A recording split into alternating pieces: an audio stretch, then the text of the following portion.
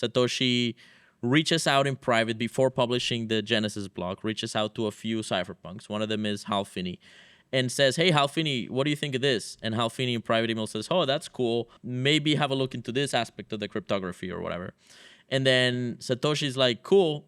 Eventually, Satoshi gives Hal Finney an account, give an account on SourceForge. In this article, I show that there's, in the Wayback Machine, a record of Hal Finney joining the organization as a contributor, right?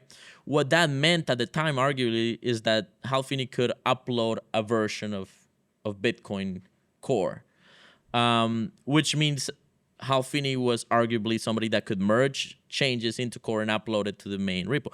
But that's like the first instance of somebody having like the power to change code in like the official distribution of Bitcoin, right? When Satoshi publishes the Genesis block on January 3rd, 2009, that's the beginning of Bitcoin as we kind of know it. And Hal Finney never contributed after that, at least on a code basis. He was in the forum for a while and contributed intellectually, but not from a code perspective.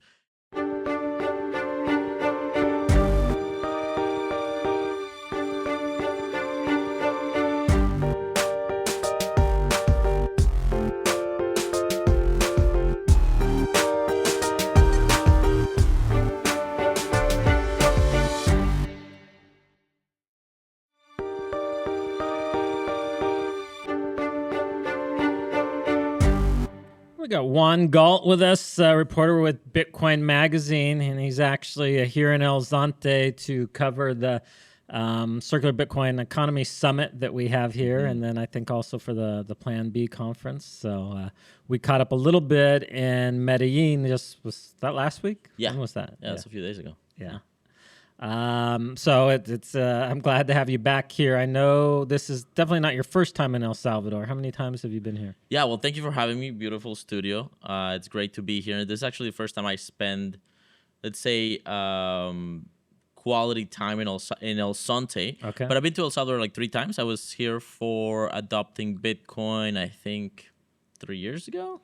I think you interviewed me then. I did. So now I get to turn the tables. I love it. I love it. This is fun, and I've been looking forward to being on this podcast. Actually, if I had the chance, because I know you have a very select audience, and the people that are paying attention to what you're doing are actually, I think Bitcoiners that are more, they're very in touch with an aspect of the Bitcoin industry in the world that I think other people are like on different scenes, right? So it's great to be here. But hey guys, we don't do commercials here at the Bitcoin Beach podcast because we want to keep it focused on what's happening here in El Salvador.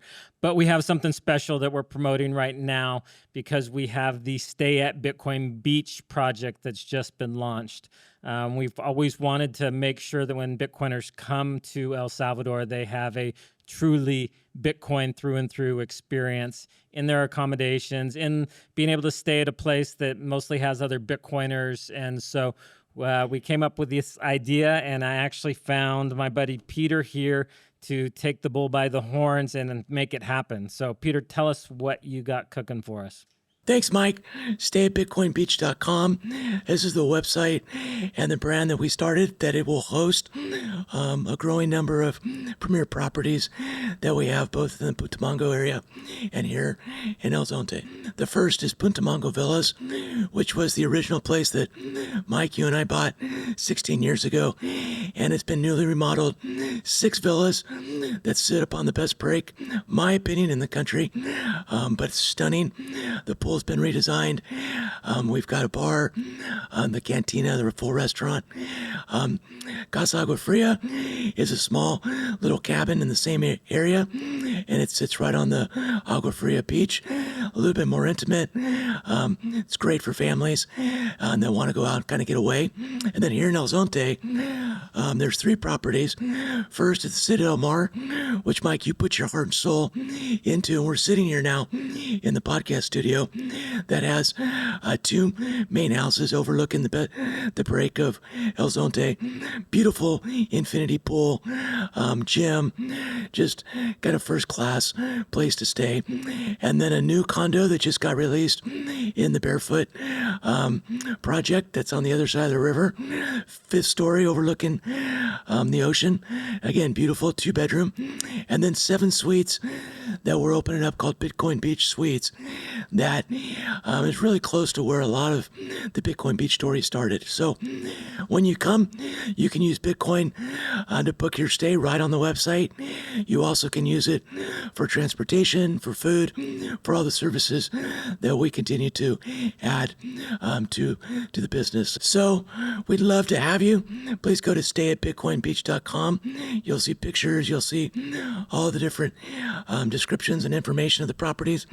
And you can hit us up either on our webpage or on Instagram, and we'll get back to you, and we'd love to have you out. Please come to stay at Bitcoin Beach. I was at Plan B last year. I'm going to be at Plan B this year, giving a speech in Spanish about the Bitcoin core role across history and what it means, what it does, and how it's changed and such. But yeah, it's my 4th time here, I think. Yeah. So probably in the Bitcoin space, most people will pick up on the name Juan Galt and the play on the author Ayn Rand. Mm-hmm. But I'm curious in general, like the general public, do most people pick up on that, or? It's funny. Like, you get 3 reactions. You get the Juan what? Got? Okay, right? You get that one. Yeah. And then you get, okay, cool. You know, you get like a little spark. And it's like, we're boys, you know, we're friends. We're on the same vibe. Or you get the, I've gotten that one a few times, right? Really? Yeah. And it's like, and I actually had one guy at a bookstore once in Canada being like, capitalism, right? And started went into a full commie rampage, right? It's like, okay, buddy, right? So it's fun. It gives me signal. Yeah. Ironically, right? It's probably kept me from getting hired at certain places, right? So yeah, but it probably opened other doors. So it's kind of fun. I'm trying to remember. Was that Fountainhead or Atlas Shrugged? Which one is? That one's Atlas Shrugged. Atlas Shrugged. Okay. Yeah. Mm-hmm. She was actually one of my favorite authors from a young age. Actually, and from junior high, I read Anthem, and I was like hooked. Yeah. Love that book. 7th grade, yeah. So nice. Shout out to my 7th grade lit teacher for introducing us to that. Right on, yeah. Anthem, I think, it's a beautiful book. It's a lot shorter than the other ones. Yeah, and yeah. It's clean. So, at what point in life did you decide to pick that up as as your namesake? Yeah, well, when I was finishing high school, I started to get into libertarianism accidentally through a politics class. They asked me to do research on Somalia. Somalian government was collapsing at the time, and the media was calling it anarchy, and the teacher asked me to report on that, right? So I looked it up. And I found a bunch of libertarians saying, no, this is not real anarchy. Real anarchy is, Austrian economics and blah, blah, blah. And so through that rabbit hole, I started learning about libertarianism, and that led me to Ayn Rand eventually. And I read her book. I have quibbles on her philosophy over the years, but from a narrative perspective, and I think if you look at the world today, Atlas Shrugged kind of predicted a lot of what we're seeing, I think she was, of course, born in Soviet Russia, and she grew during the kind of the communist sort of Soviet era, and she fled when she was young to the United States. So she saw the rise of the Soviet communist state, and then saw the golden era of the United States, and I think that perspective is what's so compelling about Atlas Shrugged. Yeah, I definitely have. There's some things with the whole philosophy of objectivism that I, have my quibbles with too. But just as an author and an overall, the themes of her book, I don't know if I've found anybody as quite as riveting as her. Yeah, she was super interesting. She was famously opposed to anarcho-capitalism. She had debates with I think Milton Friedman, and disagreements with him. and had like a interesting critique of anarcho-capitalism. Gulch had a constitution, and had like borders, right? Had like very, very strict immigration policy, right? Immigration policy of Gulch. For those that haven't read the book, Gulch was like a kind of an intentional community hidden in the mountains, I think, of Montana or Wyoming, or yeah, something like that in the yeah. United States, and you could only enter if you were basically not a thief, right? Like if you made a vow not to steal, right? So there's lots to talk about there, but yeah. So curious as to how you entered into the Bitcoin space, and then I know we were talking in the car before this that you spent some time in Mexico with the Anarchapulco. I always say that wrong. The events that they had there. So I'm just kind of curious as to, did Bitcoin lead you into that, or how did that all come together? Yeah. So after kind of doing a lot of libertarian, let's say, learning a lot about libertarian thought, eventually And was that in Canada? That was in Canada. Okay. Yeah, I was in Canada at the time.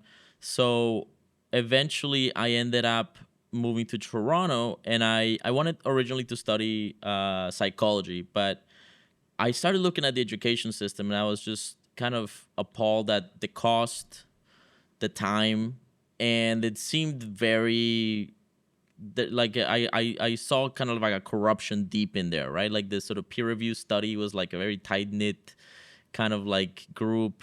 I don't know. I didn't like it, and so I was like, you know what? I'm not gonna go to university. And there's like a movement to like do autodidact self-study. So I started figuring out what I was gonna do. I already knew about Bitcoin. I'd heard about it earlier. I had some friends that were sort of had some Bitcoin. So I started going to a Bitcoin meetup there, and there was a Bitcoin community there that had the brand Bitcoin Decentral. This turned out to be one of the actually the founding sort of hubs of Ethereum later on. So, but there's a guy called Anthony Diori that was hosting this intentional sort of meetup space. It was, one of those early meetups that had a lot of influence, and I just went every day and I studied a lot from them. I volunteered. I worked with their conference, and I started meeting people that were very deep in the space. So I learned a lot of what I know about like Bitcoin and how the blockchain works, proof of work, all that stuff with them, just having conversations with them, and then they had a hackathon at the conference, 2014 Bitcoin Toronto, and Amir Taki showed up. Amir Taki is one of the first Bitcoin Core developers or contributors. I don't know if he was officially a developer, he was like, I don't know if he was like a protocol developer, but he was like a contributor. He's the guy that came up with the Bitcoin improvement proposal system in Bitcoin, and he basically showed up to the hackathon and invented an on-chain sort of eBay, right? It was like what became later on Open Bazaar, which is like basically using Bitcoin script so you could trade random items for Bitcoin in a decentralized way. And as a libertarian, I saw that and it just blew my mind, right? I was like, this is the mecca, right? It's like anarcho-capitalism, cryptofied, right? And so I wrote an article about it, started a blog, posted it. Somebody was like, oh, you should open a Twitter account. I opened a Twitter account, posted it. And it got me to 300 followers within like a couple of days. It got a few hundred views, and one of my friends there was like, "This is really good. You should keep writing." So I kept writing. Eventually, somebody started kind of paying me for articles. Then I got into, I think my first paycheck was Bitcoin Magazine actually. Okay. But somebody else was what helping year me was get that? distribution. We're talking like late 2014. Okay. Yeah. So I got into the Bitcoin Magazine for a couple of months. Then there was like a shuffle, and David Bailey bought the company, and the company kind of stopped functioning for a month or two. And I decided to move to Mexico with my friend and go to this sort of intentional community in Acapulco, Mexico, which is kind of like an anarchist hub at the time. And so that's how I got there. The long answer to the question, but that's how I got to that community, which was kind of like an anarcho-capitalist intentional community that had like a whole saga as well. So were they the people there? Were they all like living like in the same like communities, or was they kind of just spread out across Acapulco? Yeah. Or what was, and were they there seasonally, or they there full time, or what was the goal of the community? Like, Yeah. what was the? I mean, all of the above. It starts with Jeff Berwick. I mean, there's a long story to Berwick, but he was a sort of anarcho-capitalist influencer and content creator and market analyst and investor, all these sort of things, right? And he actually had a lot to do with some of the first Bitcoin ATMs that came out. He was already in Bitcoin early on. And he was trying to create kind of like a Gulch. You know, a lot of people in the libertarian space were influenced by Ayn Rand and Atlas Shrugged. So he was trying to find a Gulch. And they had like a failed project in Chile that like they tried to do like a Chile Gulch and that collapsed into. Was it in drama. Chile or was it in Argentina? I think it was Chile. Yeah. Okay. But I might be wrong, but I'm pretty sure it was Chile. Yeah. I think you might be right. Like wine country type of thing. Yeah. There's something that they had all this land and then it couldn't be developed. There was like drama. Permit. Like, beautiful. Yeah. Somebody needs to do a sequel of the documentaries that have come out over the past year, just over that. But anyway, a lot of anarcho-capitalists actually met in person, probably for the first time at that Chile event. And then that didn't work out on the real estate front, but the connections were left. So Berwick went back to Acapulco and said, hey, you know what? Acapulco is actually a very anarchist city. Acapulco is a coastal port in Mexico on the Pacific Ocean that had a big history of sort of Hollywood, and it was kind of like Hollywood's backyard. All the big stars would show up there and take selfies, right? And so it's a beautiful city, but it's Mexico, so it is kind of anarchic. It's kind of pay to play. It's kind of like you don't push people too far because they'll hit you back, type of thing. So it does have, and Mexico does kind of have that culture. And so people were like, okay, cool. They started showing up. He decided to host a conference. More people showed up. Some people stayed. Some people came seasonally. And then he kept doing the conferences over the years. Eventually, the community started kind of like being very involved in the conference. Another old friend of mine called Nathan Freeman took over that conference and grew it a lot. It eventually got like 4,000 attendees. I think at its peak, it was the biggest the biggest anarchist conference in the world. But it was also like as the 2017 boom was taking place, 2018 boom. So everybody was in crypto. Everybody was doing something in Bitcoin or crypto. There's shitcoins everywhere. I don't know if I can curse in this podcast, but there's plenty of them. And it was just anarchist chaos. Yeah. And it was beautiful, and it was a lot of fun. And I met a lot of my best friends there, but it was also like very dramatic and like just let's say chaotic good. Yeah. Does that conference still exist, or did it? It does. Okay. It sort of faded after that. There was a lot of drama. Somebody got murdered. There's a whole HBO documentary. I made a documentary about the community in the early days. And then that documentary brought in a professional documentary crew from the United States, and they did a second one, and that second one ended up on HBO. Oh, really? Yeah. So you can find mine on YouTube. It's called the Anarchapulco Settlers, and that's like the prequel to the HBO documentary. It's called The Anarchists, and so that kind of documents the whole story. After the 2018 events, the murder, the biggest conference, it kind of starts to sort of, let's say, fade or sort of fall in attendance. It kind of transforms into more of like a retreat type thing. And I think the last I heard is they moved it to Puerto Vallarta because Acapulco obviously got hit by a hurricane a couple of years ago or so, really hard. And I don't know, maybe for some reason they decided to move. And how long did you live in Mexico for? I lived in Mexico for 5 years. Oh, wow. Yeah. So I was for 3 years, I was in Acapulco, part of that community. I saw it sort of rise and fall, and then eventually I was in Guadalajara for a while and in Baja California. Yeah. Where in Baja were you at? Ensenada. Yeah.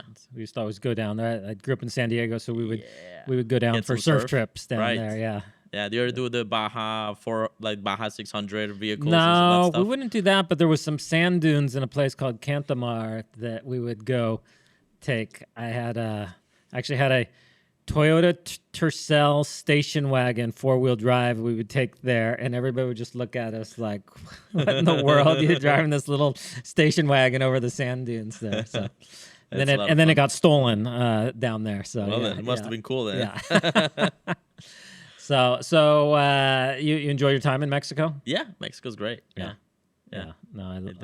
I love Mexico. So during that time, were you working as a journalist in the Bitcoin space, or what were you doing Right. for work, and how did that?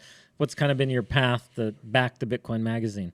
Yeah, so I worked after Bitcoin Magazine. I worked for Cointelegraph as a sort of contract writer for I think a year and a half, and I was living in Mexico at that point, so I was just writing, sort of doing the remote thing, and living in Acapulco, writing articles about Bitcoin, right? And I was doing crypto too, like I was shitcoining a little bit, and then I started trading and such. Eventually, I kind of got tired of writing. I started doing YouTube, so I had a YouTube channel for a while that was getting some views and stuff, and interviewed people and short, like, sort of opinion pieces.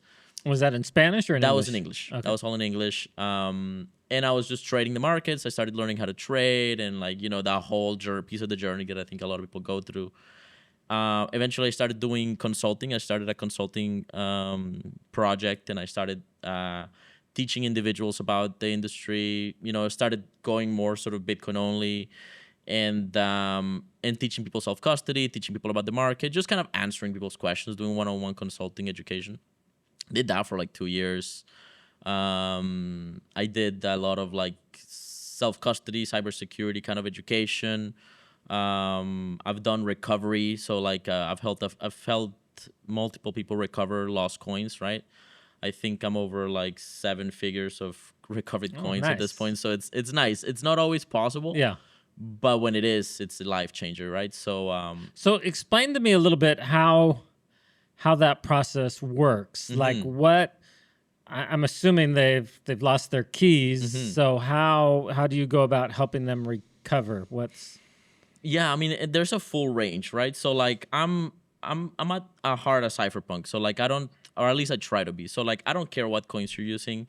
I think Bitcoin's the best. But if you show up to me, like I had a guy come up to me recently with like, oh, I have BTCB. I'm like, what's BTCB, right? It's like, I don't know, but it's stuck in a wallet and I can't move it. It's like, okay. How much? It's like, okay, that's enough. Like, there's a certain minimum that I work for. Yeah. I charge 10%. So, like, there's a certain minimum that I'm like, okay, I'll work for it. So I started looking it up, and it's like this Binance chain has BTC contract in a thing, and they have like this wallet with DeFi. It's a mess. And the guy couldn't move it. So it's like, okay, we make an agreement, and then I help you recover it. And in this case, I managed to help the guy. So it's stuff like that. Another guy had, sometimes people just show up with like an old, like ancient Bitcoin wallet. It's like, oh, I had Bitcoin in a laptop, and I don't know where it is anymore. It's okay. Well, let's look at your laptop, and it's like an ancient laptop they've had in a closet for 10 years, right? It's okay. Let's scan it. Let's figure it out.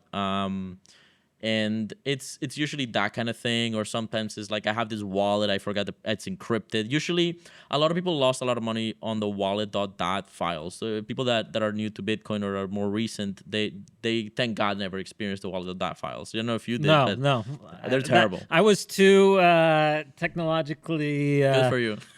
ignorant to figure out how to get in a couple times I tried to get into Bitcoin early, and I was just like, oh man, well, it was rough. It was really tough. I mean, I lost coins from Bitcoin that wallet, the DAT files in the early days as well. Like, and is that just from?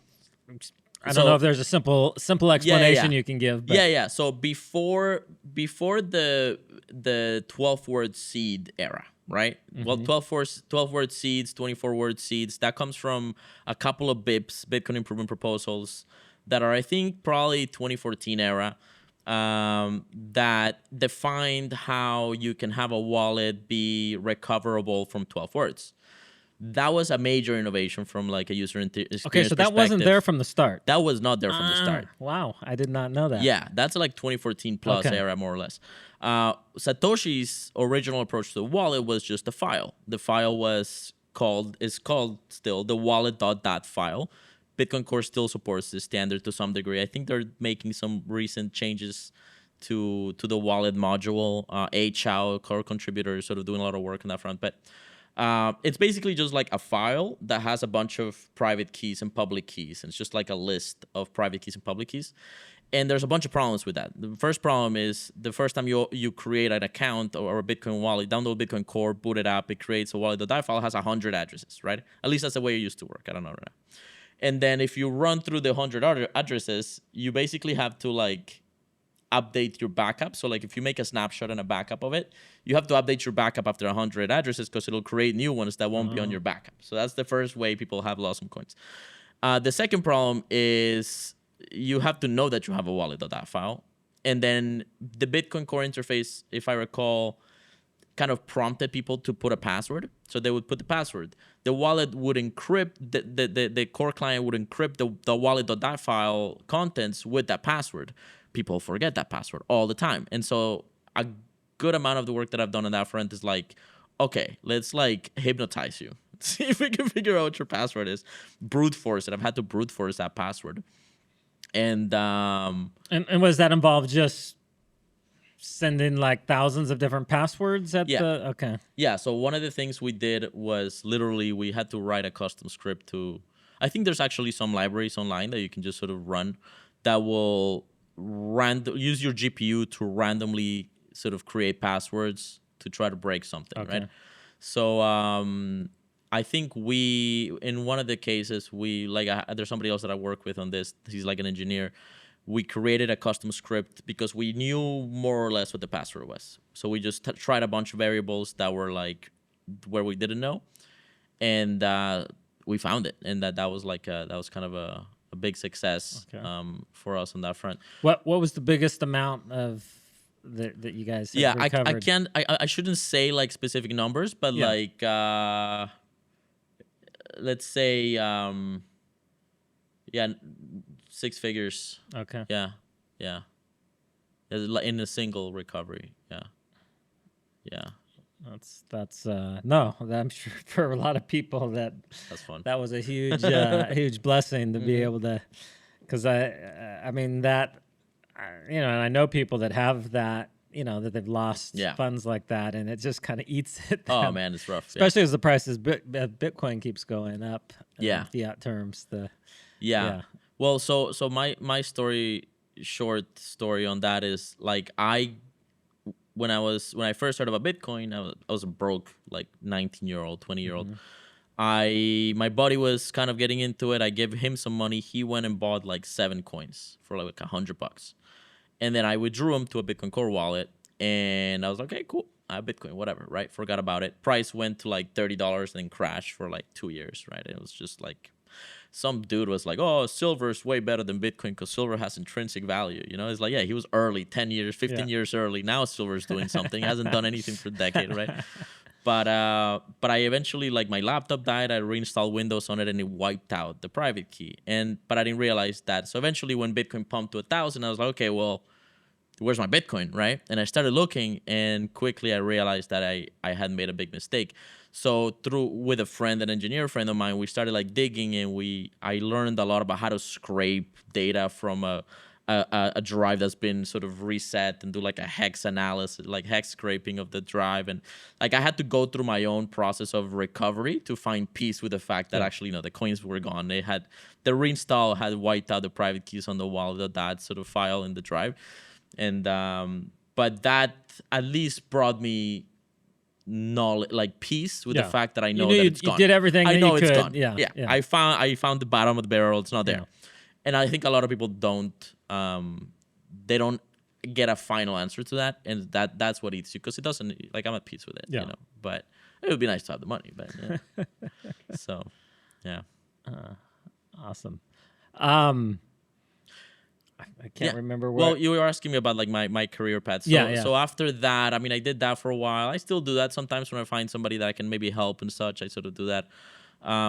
But I think over the past few years, I started making content again. So I worked with BitcoinNews.com for a while. We did a bunch of podcasts on X.com and such. And then I think that's when I first met you. Yeah, that's when I interviewed originally. News, yeah, that was a plan B a couple of years, maybe last year. I think it was adopting Bitcoin, wasn't it? Might have been adopting Bitcoin, yeah. I think so. it was adopting Bitcoin. Yeah, so that was like a couple of years ago. I think 2 to 3 years ago. Yeah. So I did that with them, and then I was offered an opportunity with Bitcoin Magazine, and I've been with them since March.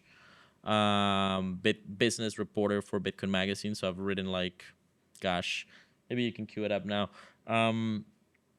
Probably 100 or so articles with them. 100 or so. Probably Really? more Okay. at this point. Yeah, you can go a little faster. So, I've been focusing this year on a lot of self-custody. If you stop there for a second, go up a little bit, you see the top self-custody Bitcoin wallets of 2026. That one's been getting a lot of play. It's sort of like my opinion on what the best wallets right now are. It's sort of based on open source, self-custody sort of design, like privacy focus, and I cover kind of like the full range of wallet types. And if you zoom out a little bit, there's a lot of stuff. I do some like collaboration on price analysis with another author. That's why these ones are showing up there for me. But I did, for example, if you go down a little bit, async pay joint on the left, that's an open source Bitcoin privacy sort of organization. Very, very good stuff. So yeah, I mean, I write 2 to 3 articles a week. Okay, wow. I've done a lot of coverage on Samurai Wallet.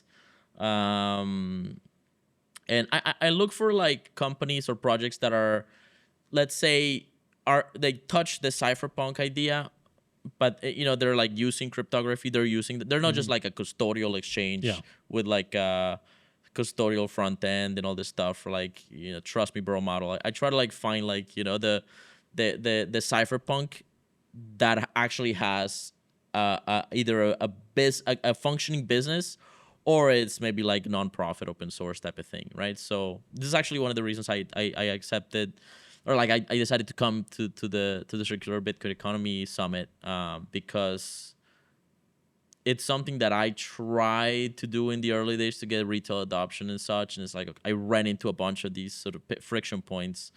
But being here now, it's okay. The technology has evolved a lot, and the approach has matured a lot. So What do you mean by that?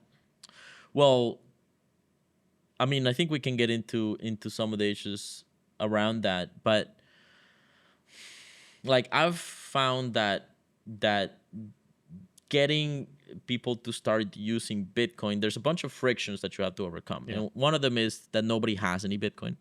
Like the amount of people that have Bitcoin, yeah, okay, it's growing a lot, but it's still like maybe 1% of the world at best, right? And of those, the ones that actually have it in self-custody or in a wallet that they can actually spend from, maybe like half of them, let's say. So half a percentage point has Bitcoin that they can spend with, right? And so you're not going to have, in my experience, a lot of luck getting retail adoption to stick if retail adoption is not getting a lot of hits, right?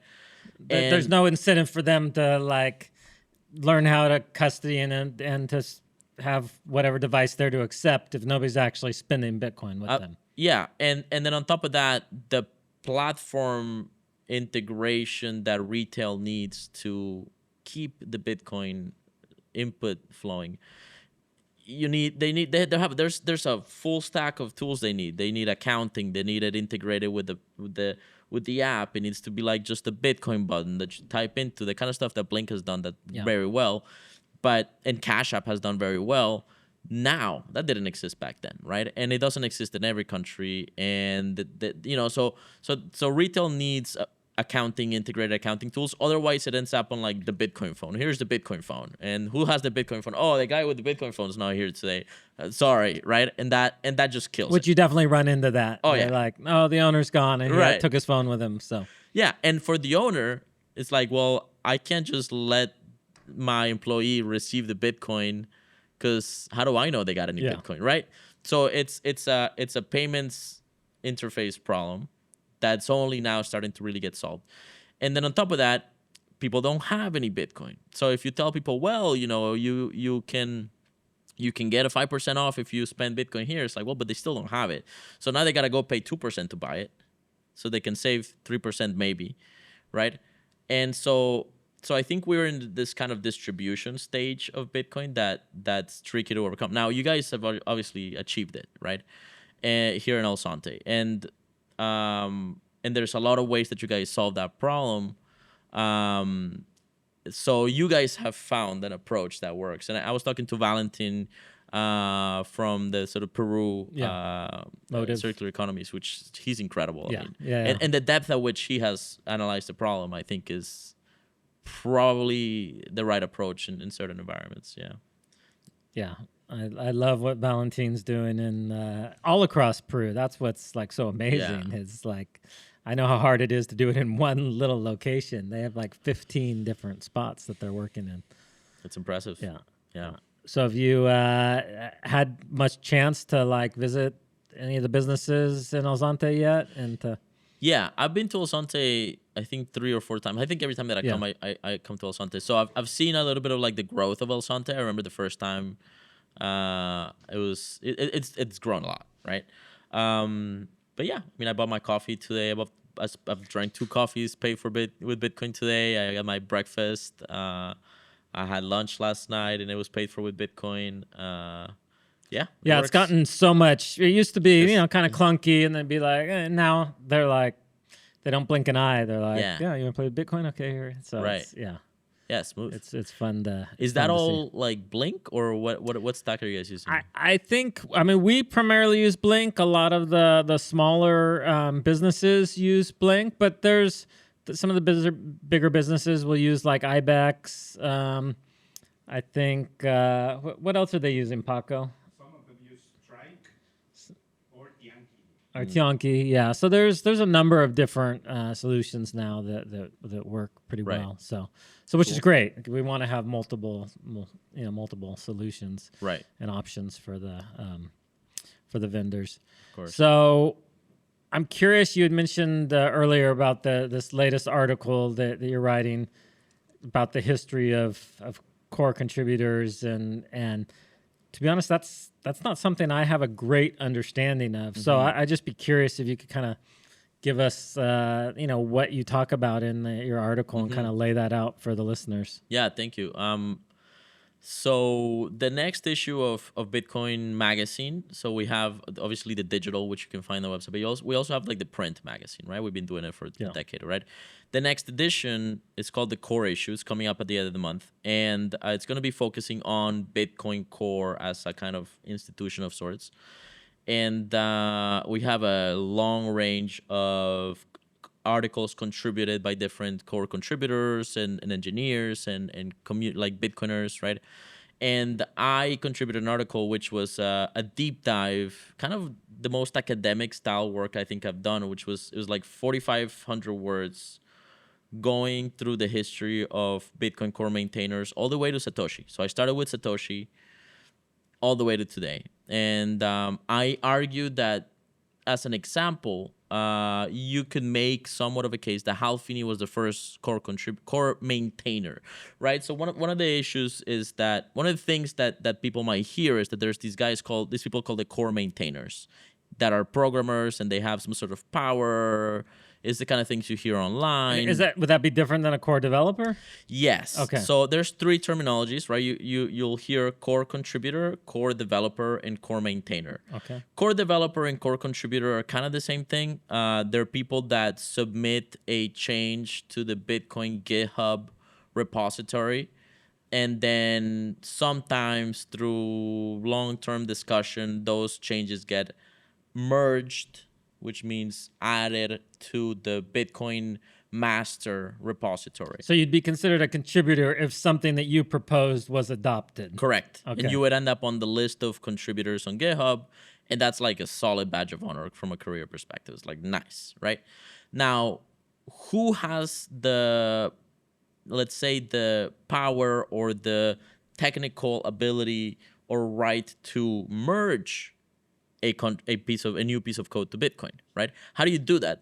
Because you could, in theory, come up with a system where anybody can make any change to Bitcoin. And certainly if you download a copy of Bitcoin, you can modify it locally and run your own local copy, which, people do. There's multiple implementations of Bitcoin, and you can certainly do that. I mean, Bitcoin, this is a conversation we've been having for the past couple of years, right? But there's certain things you can't change without risking falling out of consensus with Bitcoin, right? So in order to make sure that that the consensus doesn't have technical failures and we all end up in like this sort of crisis chaos of like, Which would be like the chain would split at that point, like correct? chain forks, chain splits. In order to avoid chain splits, you kind of have to be careful what you put in there, right? And there's also like cryptography involved and people's money at stake, $1.5 trillion, right? So you have to be careful what you put in there. And one, like the open source answer to that question is you have core maintainers, right? Or you have maintainers. This is not a Bitcoin specific answer. This is an open source answer, right? Core maintainers are kind of like janitors. It's considered a janitorial role. And it's basically like you look at it and like the maintainer makes a sort of judgment call. Is this a spam or is this like legitimate? Is this something that's ready to be merged, or does this need further work? And usually the core maintainer role is not to be kind of like a judge, but rather to be, again, janitorial in the sense of like they watch a thread and let people debate, core contributors debate something, polish it. They offer suggestions like, okay, make sure that it passes these quality tests, right? Because there's a bunch of automated tests that Bitcoin core contributors do that verify that the thing works at scale, that it works on a bunch of different machines, that it passes basic computer science tests. So they do a bunch of testing on everything, and then eventually it's like, okay, does anybody have any objections? No objections, okay. And then the core maintainer comes and says, clicks merge, right? So back up just a little bit. How does one become a core maintainer? Right. Is it? Can anybody be a core maintainer, or is this something that's voted on? Yes. Yeah, I'm very naive when it comes to this. And there's a great history to this, and this is sort of the topic that my piece sort of focuses around. And I'm going to give you the speech in Spanish at Plan B, so for people that is have Spanish friends or whatever. So the history starts with Satoshi. Satoshi reaches out in private before publishing the Genesis blog, reaches out to a few cypherpunks. One of them is Hal Finney, and says, hey, Hal Finney, what do you think of this? And Hal Finney in private email says, oh, that's cool. Maybe have a look into this aspect of the cryptography or whatever. And then Satoshi's like, cool. Eventually, Satoshi gives Hal Finney an account, give an account on SourceForge. SourceForge was a website, still is a website, where you could host code and upload and get code from, similar to GitHub. And so in this article, I show that there's in the Wayback Machine a record of Hal Finney joining the organization as a contributor, right? What that meant at the time, arguably, is that Hal Finney could upload a version of Bitcoin Core. Which means Hal Finney was arguably somebody that could merge changes into Core and upload it to the main repo. There was no version control as engineers would identify. There was no version control of Bitcoin at the time because it hadn't even been published. But that's like the first instance of somebody having like the power to change code in like the official distribution of Bitcoin, right? When Satoshi publishes the Genesis blog on January 3rd, 2009, that's the beginning of Bitcoin as we kind of know it, and Hal Finney never contributed after that, at least on a code basis. He was in the forum for a while and contributed intellectually, but not from a code perspective. And then we have a few other contributors. We have two other guys show up. We have the Bitcoin pizza guy, Laszlo, and then we have another contributor whose name I forget. He only made like one or two contributions. And they had accounts where they could upload changes, like upload versions with their changes to SourceForge. But then Satoshi would grab their contributions locally and then merge them locally on his machine and then upload them again, right? Okay. So the merge process was centralized on Satoshi, right? And that sort of way of doing things continued until like late 2010, I believe, when Gavin Andresen starts becoming a contributor. He's the third contributor. And then we have all of Satoshi's sort of saga at the end. I write about the most notable moments, including like the inflation bug, and then how he leaves. And then when Satoshi leaves, there's this kind of question of who tells us what Bitcoin is now, right? So Satoshi had been kind of described as the lead programmer, or like he's the founder by nature, right? And there's this funny problem that you can see it in like the history of Europe, right? It's like the king's dead, long live the king, right? Like who's the king now? Yeah. You have this problem of lineage of power, right? Open source kind of suffers from the same issue, right? So who is the lead maintainer? How do we know which direction to go and avoid chain splits? And so Satoshi sends an email to Mike Hearn, who was another core contributor at the time, and says, I've moved on to other things, but Bitcoin is in good hands with you guys and with Gavin Andresen and you and the other. And I don't know if he mentions anybody else, but he mentioned specifically Gavin Andresen, who was basically the core contributor, the most prolific contributor at that moment, right?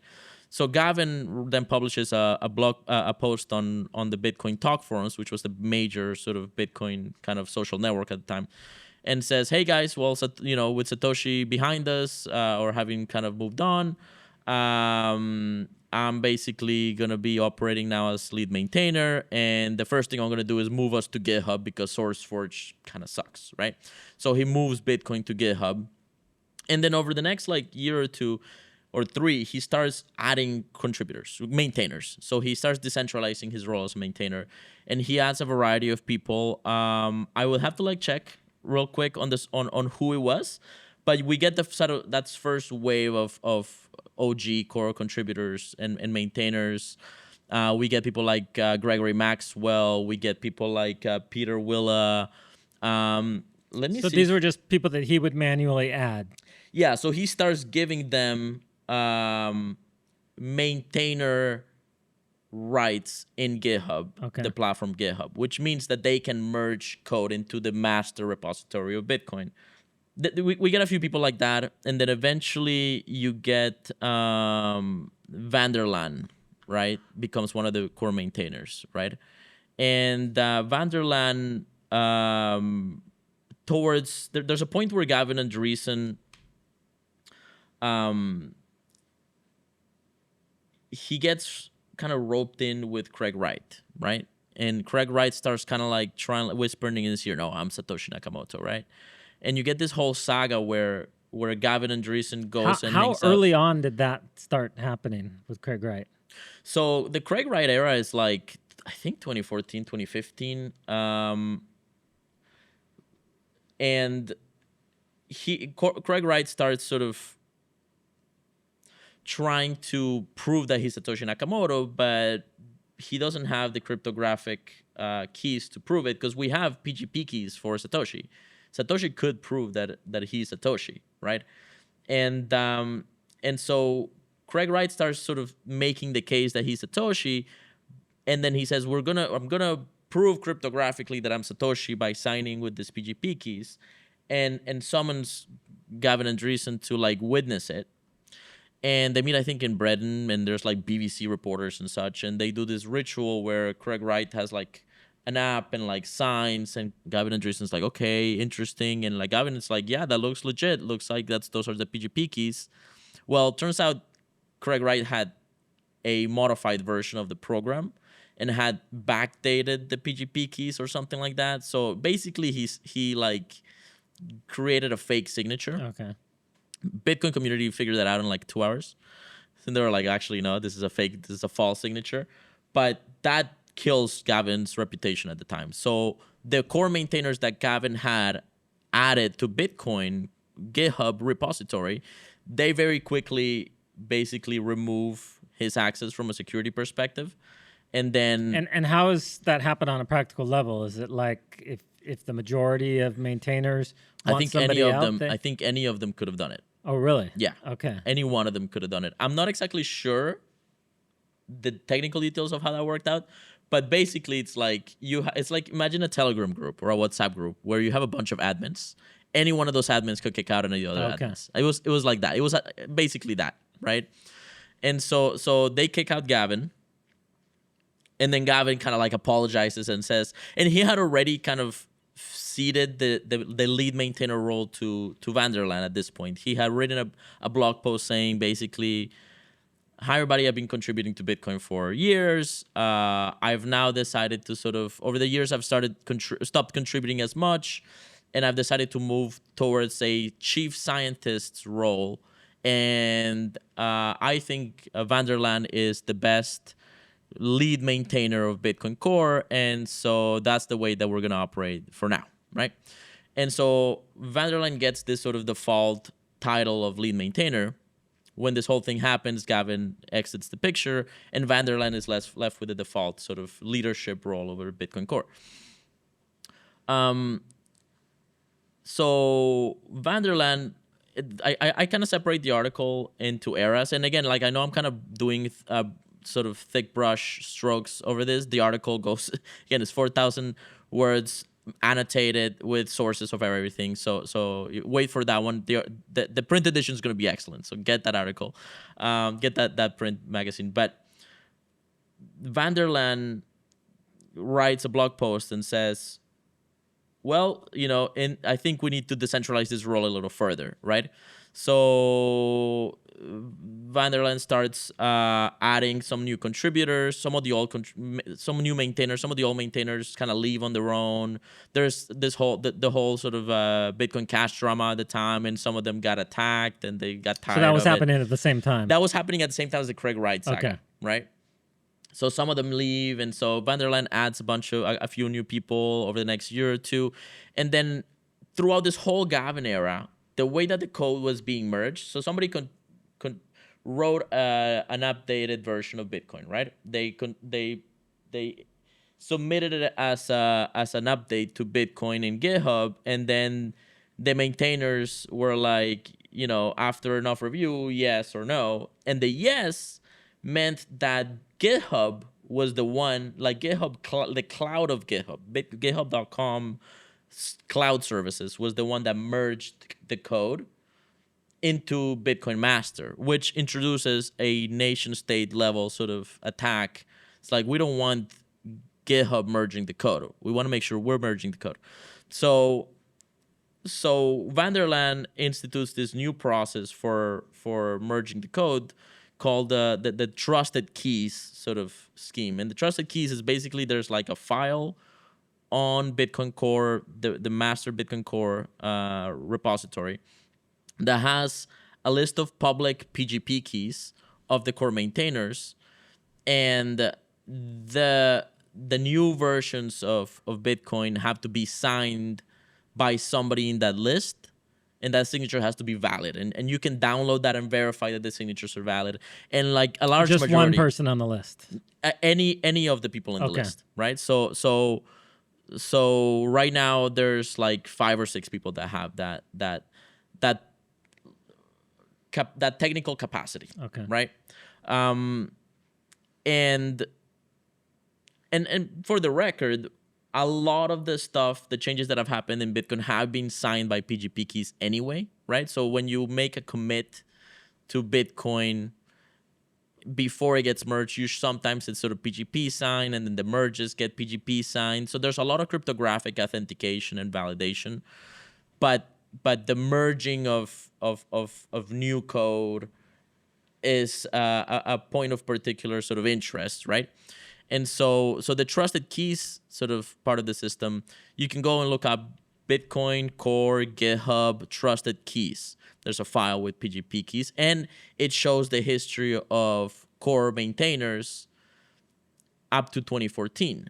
That system was basically initiated by Blue Matt, who is a Bitcoin Core, like very popular Bitcoin Core contributor and maintainer for. Actually, no, he wasn't a maintainer; he was a contributor, I believe. But I don't think he was ever a maintainer, but he was the sort of the first person to kind of create that system. And so now we have like a verifiable and trackable sort of history of maintainers. Before that, we had like announcements, and HAO has a post on Bitcoin Talk forum that also did a lot of review, like historical sort of work, trying to provide sources for who had been a maintainer throughout history. That one's now outdated by like 2 maintainers. But I sort of try to expand on that work that HAO did. So yeah. And then Vanderland eventually gets tired and decides, you know what, I'm gonna move on to other things as well. But before Van der Laan leaves, a new process for electing core maintainer shows up, and this is basically by contributor consensus. So Bitcoin Core contributors will meet in IRC. IRC is a very nerdy forum protocol from which most other forums come. It's actually like a very old protocol. It's kind of like Slack. Slack is an implementation of IRC that's a little more high tech. But basically, there's this sort of like internet IRC groups that are public and open. You can go and read the log. There's a long history of all of the conversations that have happened in Bitcoin IRC channels, all the way back to like Satoshi era, I believe. And you can download these archives and go through them. All of this stuff is very transparent. All of the conversations around Bitcoin Core are very transparent. There's the forums that have their own history. The mailing list that have their own history. And then there's a long tradition that goes back to the cypherpunks of having open conversations in the mailing list about open source code. So these conversations happen in IRC. They're scheduled. They're known. When they're gonna happen, and people just show up and say, "Well, what's on the docket today?" Somebody's like the person that's kind of like leading the conversation, and then eventually it's like, "Hey, I'd like to submit X person to be a maintainer. They've been being core contributors for 3 or 4 years. They have 3,000 commits, right, that have been merged. And does anybody oppose it?" And then people discuss it. And then if I assume that sometimes there's been a no, sometimes there's like a maybe, but a lot of it is like if it's getting submitted as a possibility, it's usually because people are already like accepted that it makes sense. And so that's the core maintainer, let's call it election by contributor consensus, right? And that is the era that we're in now, right? So we are, Van der Laan oversees one person. I think it's Hebasto, but I would have to check on the article. The first sort of election like that. And after Van der Laan leaves, we are left without a lead maintainer. So currently there is no lead maintainer of Bitcoin Core. That era is past us, right? Somebody a week ago got elected as a maintainer by contributor consensus. The other thing that happened under Van der Laan was that you started getting maintainers that are specialized in modules of Bitcoin, right? So you have, I call them modules. I don't know if engineers call them modules, but basically you have the wallet code, you have the mempool policy code, you have network, like the networking sort of part of the Bitcoin, you have consensus code, you have all these different sort of folders inside of Bitcoin. Mm-hmm. And usually, like today, maintainers will tend to specialize in a particular piece of code.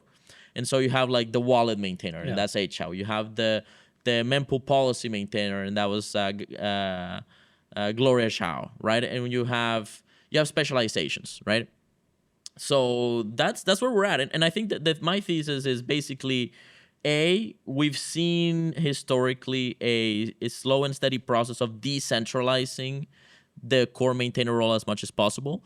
But it's also that this is all open source, and open source gains security from attention and careful attention from its users and from it or like people that are like interested in the topic, right? And I think there's a responsibility and a call to us, the Bitcoiners, to actually go and look, and not just like go and look and like criticize. No, go and look and understand and review. And one of the first things that core contributors or aspiring core contributors are told is like, well, go review a bunch of pull requests or commits or code that's being contributed to Bitcoin. Go read it and try to understand it. And if you're an engineer, offer feedback or at least review it. And if you see something critical and bad, we'll call it out, right? Yeah. So we have a duty to attend to Bitcoin if we want it to be decentralized.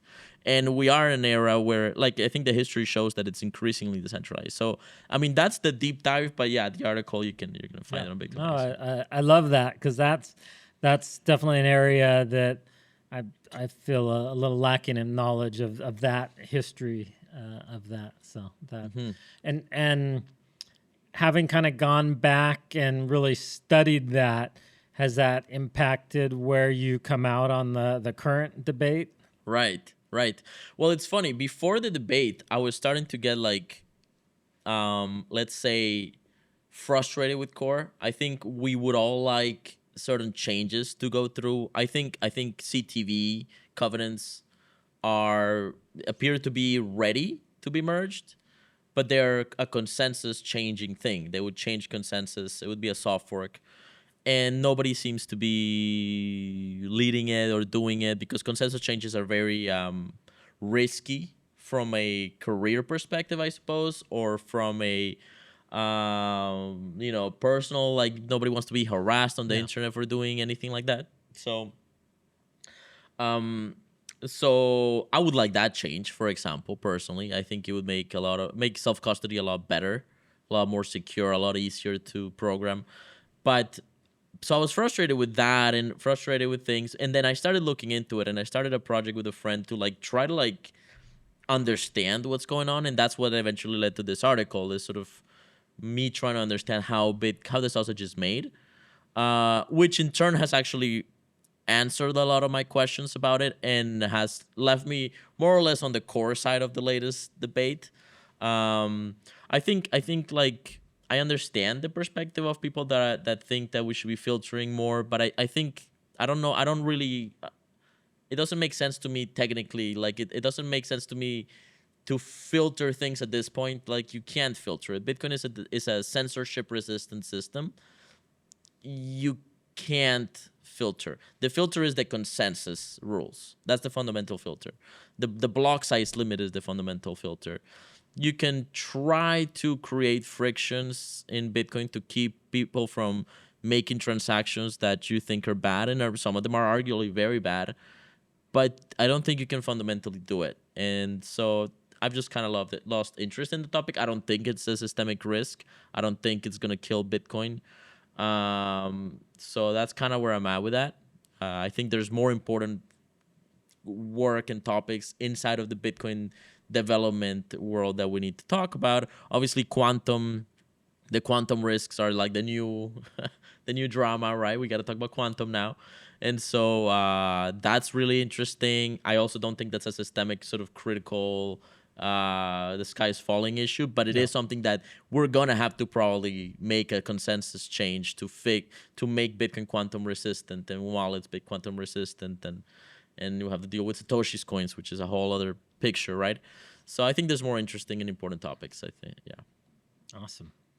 Well, we've covered a lot. Is there anything else? I want you to be able to get see the sunset here tonight. So, was there anything else we didn't cover? No. All I'm gonna say is I'm really looking forward to meeting all the people at the Circular Economy Summit. I think again, like this is a very, very different crowd within the Bitcoin world that I'm actually used to at this point. So I'm really looking forward to talking to more of them. Yeah. No, I'm excited. Thank you for hosting this and hosting me and everything, man. And covering it with Bitcoin Magazine. How can people follow you personally? Any other videos or past work you want to direct them to? Please sure. let them know. I mean, I have a website, juangalt.com. It's kind of outdated. You can follow me on Twitter if you look at Juan Galt or Juan S. Galt, you'll find me on Twitter. And just keep an eye on Bitcoin Magazine. I mean, we're trying to do good work. I think we're trying to move the Bitcoin mission forward. We're trying to hyper Bitcoinize the world. There's, I think, many different ways and approaches to reach different crowds and markets and niches, right? And Bitcoin Magazine is firing on all cylinders on multiple fronts to try to advance Bitcoin to the world. So keep an eye out on what we're doing. I think we're trying to do good. Awesome. Yeah. All right. Thank you, Juan. Appreciate it. Thank you. Hey, Bitcoin family. We want to kind of end the podcast this month with a special tribute to our dear friend, Andy. As a lot of you guys know, Andy recently passed away after battling cancer. And Andy was really the heart and soul behind this podcast getting off the ground.